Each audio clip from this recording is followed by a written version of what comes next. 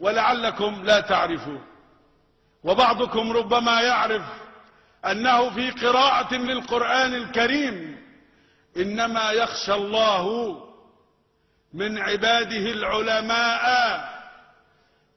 ومعنى خشية الله للعلماء هو خشية التقدير وليست خشية الخوف.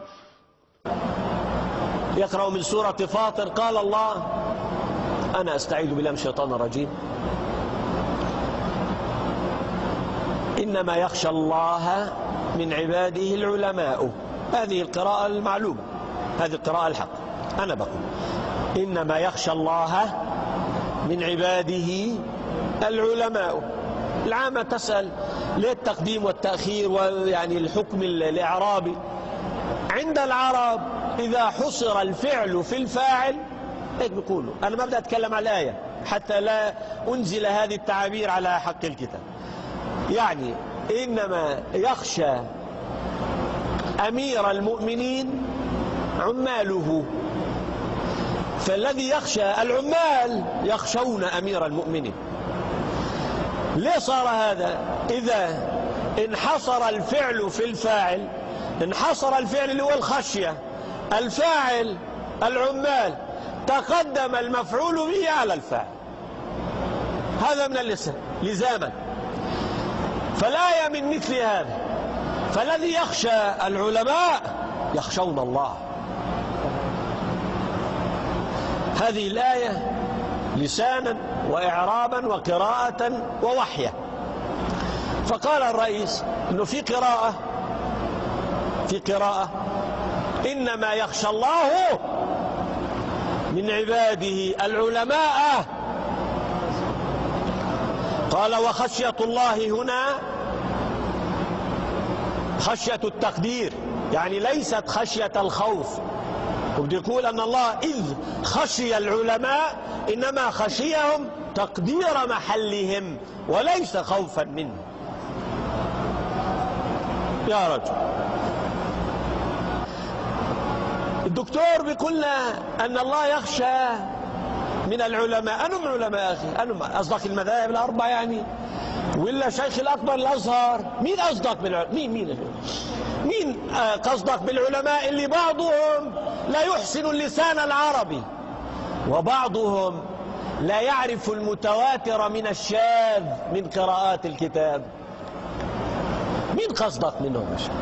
مين قصدك مثلا الشافعي؟ سألوا لي ابن إدريس الشافعي إن خرج من قبره يوم الدين قلوا له قال علمت أن الله يخشاك؟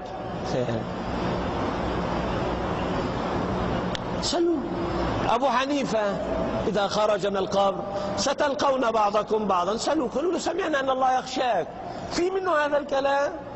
سألوه مين بركي مش هذا قصده شيء. مين قصده شيء؟ وأنا لا أعلمهم يعني يكبرون أكثر من هؤلاء. أبو بكر، سألوا أبا بكر مين قصدهم يا أخواننا؟ بركي القرضاوي صحيح.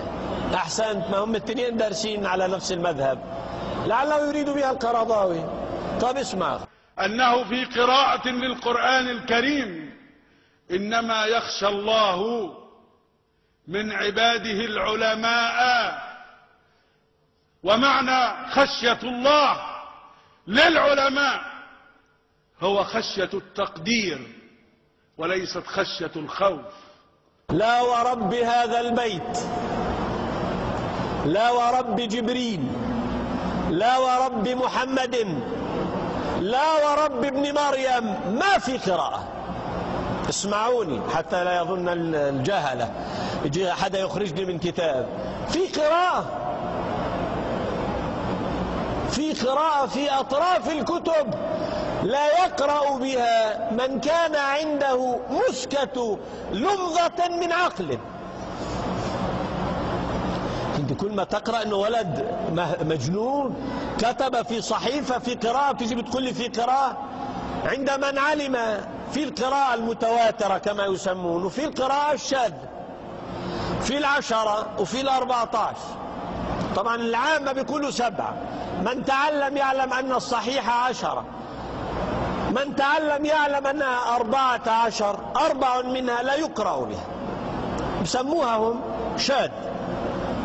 واضح؟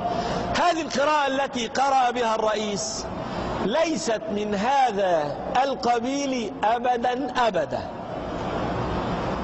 يعني ورب هذا البيت لو نظر أحدكم وراء الشاذ بعد 14 و14 لن يجد هذه القراءة.